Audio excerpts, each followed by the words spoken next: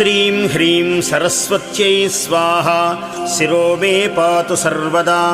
श्रीं वाग्देवतायै स्वाहा फालं मे सर्वदावतु ॐ ह्रीं सरस्वत्यै स्वाहा इति श्रोत्रे पातु निरन्तरम्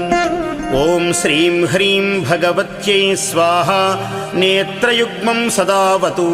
ऐं ह्रीं वाग्वादिन्यै स्वाहा नासां मे सर्वदावतु ॐ ह्रीं विद्याधिष्ठातृदेव्यै स्वाहा चोष्ठं सदावतु ॐ ह्रीं ब्राह्म्यै स्वाहेति दन्तपङ्क्तिं सदावतु ऐं इत्येकाक्षरो मन्त्रो मम कण्ठं सदावतु ॐ श्रीं ह्रीं पातु मे ग्रीवां स्कन्धौ मे श्रीः सदावतु ॐ ह्रीं